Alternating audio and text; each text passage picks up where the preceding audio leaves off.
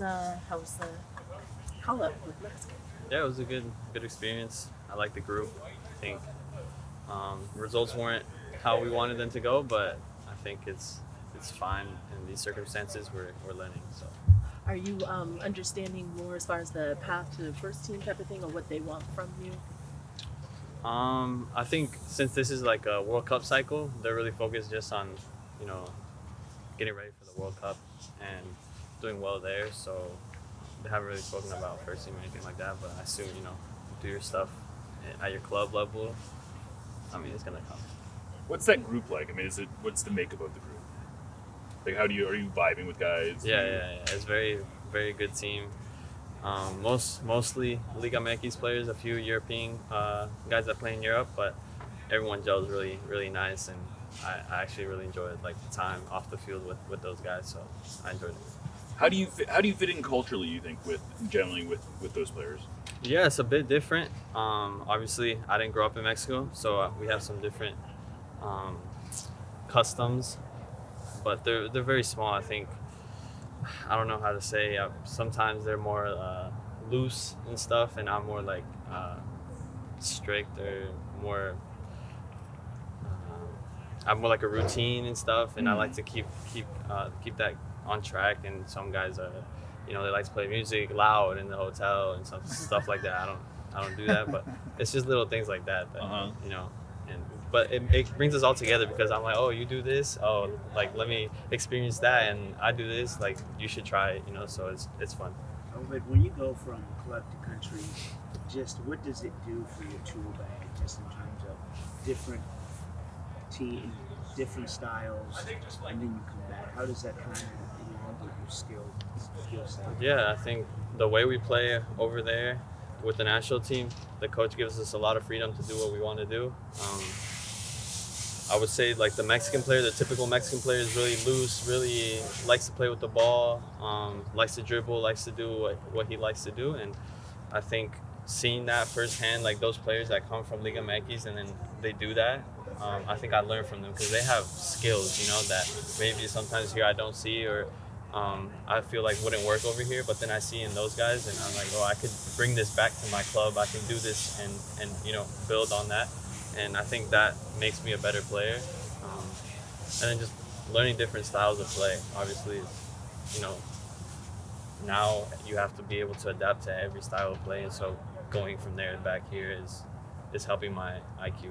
Brian said, I don't want to quote him too much, but well, you did. Your coach said that there's a need, you won't hear, a need for do or die situation inside the penalty box. Being courageous. Can you just talk about that need for any team, any player to make the dangerous runs inside the box in attempt to score more goals? I mean, yeah, games are won or lost in the penalty boxes. I think for us, I think we need a little bit more of that. We haven't scored many goals, so I think guys would take more risks in the penalty box. I think sometimes we play a little bit too safe and ends up in nothing. So I think, like you said, we need guys that take more risks inside the penalty box. How easy or difficult is it to make that switch from obviously being national team now you integrate right into this group? Yeah, I think it's not that hard. I'm kind of used to it, especially I've done it with the U.S. as well, just going back and forth. I think the hardest thing is the language for me. Getting used to using it every day, all the time over there, and then coming back here and not using it as much. So that's probably the hardest part. How about physically, with the travel and everything? Yeah. How are you feeling? I feel good. Yeah, I'm ready to go physically. They manage my minutes and stuff over there, so I'm ready for the weekend.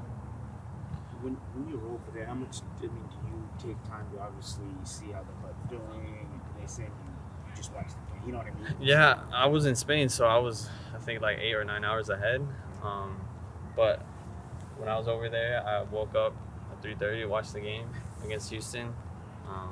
So I always try to stay, I always like to see what's going on and kind of stay connected in that sense and kind of always support the team as well from afar. Did you watch the broadcast? Brian talked about the broadcast. Yeah, but I didn't have like the volume because my roommate was sleeping, so I had to. What did you kind of see some of the struggles that the team was having as far as trying to get the scoring, or like what was your kind of analysis of it? Yeah, I think Houston did well defensively. I think I feel a little bit unlucky. I think JP had that one shot top of the box, and I've seen him score that in training all the time.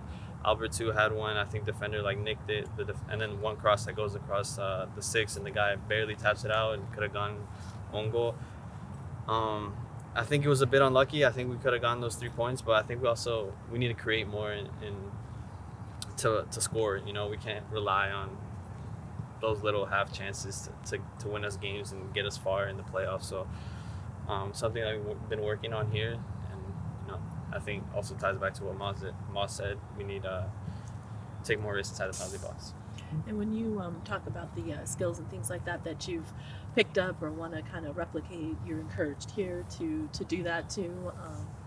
As far as you're encouraged here to take a little bit more liberties, maybe. Yeah. Yeah. I think we've been training it. Obviously, it has to be structured. It has to be a game plan, not just guys going crazy.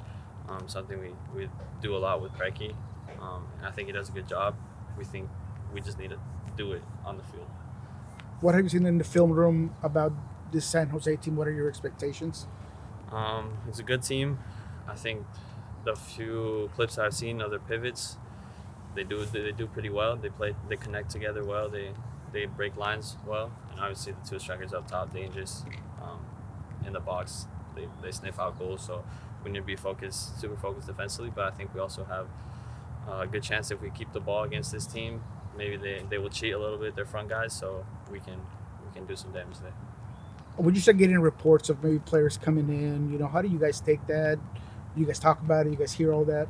Well, I just got here, so You haven't heard anything? I heard briefly, but I haven't, had the chance to talk to anyone really about it. Yeah. Obed, did you follow the CONCACAF Nations League? What do you think about that tournament? Yeah, I'm very happy for Mexico. I didn't get to watch the games. Obviously, it was late over there, but I thought that they did well, and when I watched the highlights, so happy for them. Do you have any suggestions for the U.S. men's national team? Obviously, they're not involved in I'm not. it seems like they are struggling. I don't know, man. I'm not the guy to ask. I think Nice. I think Butch has it all under control. Obed, simplemente quería tus impresiones de lo que fue tu llamado a la selección de menores de México. Sí, fue un buen llamado, una buena experiencia para conectar con el grupo. Jugamos 2 muy buenos equipos en Estados Unidos y Francia. Francia siempre tiene jugadores que juegan en la élite de Europa, entonces es muy bueno medirse en contra de estos jugadores, y creo que estuvimos a nivel, y me da motivación para seguir haciendo las cosas bien acá en Seattle. ¿Qué viste de ese grupo en cuanto a talento, en cuanto al potencial para el futuro? Sí, hay muchos buenos individuales. Creo que nos falta un poco más de lo colectivo. Tenemos muy buenos jugadores, juegan en México. Como dije en inglés, el jugador mexicano es típico de ser muy agresivo, muy encarador, muy driblador, y creo que hay muchos de esos allá, y creo que necesitamos hacerlo colectivo para que todo lo individual pueda salir a la luz. Obviamente todo es un proceso. ¿Qué tanto esto te da confianza de que estás en la ruta correcta para eventualmente estar en el primer equipo de la selección?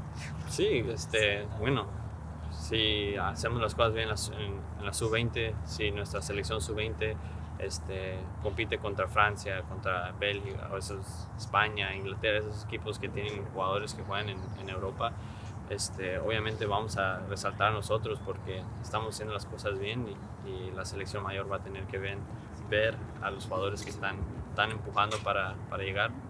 Como lo hemos estado viendo, la selección mexicana necesita un cambio generacional, y somos nosotros los que estamos empujando para eso.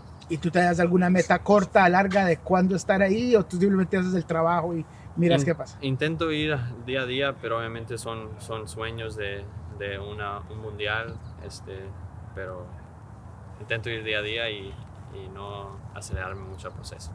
Gracias.